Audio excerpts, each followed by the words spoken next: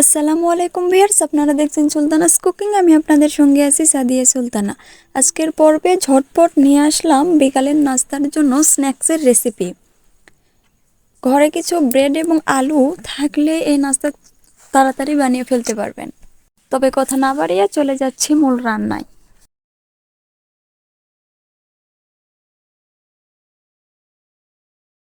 নাস্তাটি বানানোর জন্য এখানে আমি 5 পিস পাউরুটির স্লাইস নিয়েছি।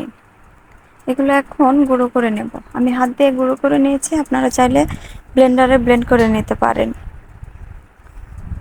পাউরুটির লাল অংশগুলো আমি কেটে ফেলে দিয়েছি।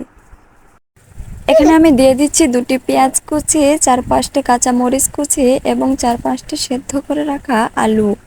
আলু আগে আমি ম্যাশ করে নিয়েছি।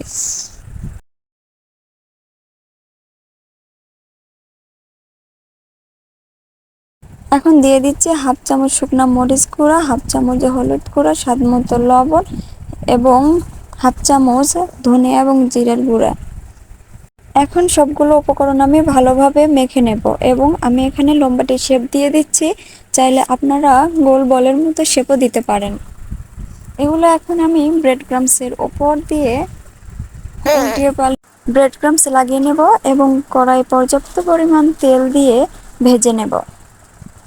অল্প আঁচে ভাজতে হবে। এখানে একটি টিপস দেই, নাস্তাগুলো বানানোর পর আপনারা নর্মাল ফ্রিজে 10 থেকে 15 মিনিট রেখে দেবেন সেট হওয়ার জন্য। ভালো ভাজতে সুবিধা হবে। আর যদি হাতে সময় না থাকে তাহলে ডিপ ফ্রিজে 5 মিনিট রেখে দিলেই হবে।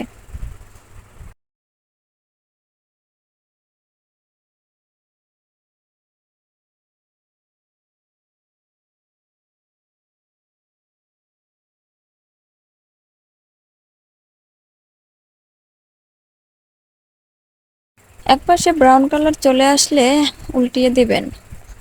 উল্টিয়ে পাল্টিয়ে ভালোভাবে ভেজে নেবেন। গ্যাসের ফ্লেম থাকবে লো। নাস্তাগুলো ভাজা হয়ে গেছে, এগুলো আমি এখন উঠিয়ে নিচ্ছি। আমার রেসিপি ফলো করে ঝটপট বিকেলের নাস্তা বানিয়ে নিতে পারেন। অনেক টেস্টি হবে। বাসার সবাই অনেক পছন্দ করবে, বিশেষ করে বাচ্চারা অনেক পছন্দ করবে। আমার রেসিপি যদি ভালো লাগে অবশ্যই লাইক, কমেন্ট, শেয়ার করবেন এবং সাবস্ক্রাইব করে চ্যানেলের পাশে থাকবেন। সামনে আবারও কোনো সহজ রেসিপি নিয়ে আপনাদের মাঝে হাজির হবে ইনশাল্লাহ। সে পর্যন্ত সবাই সুস্থ ভালো থাকবেন। আল্লাহ হাফিজ। আসসালামু আলাইকুম।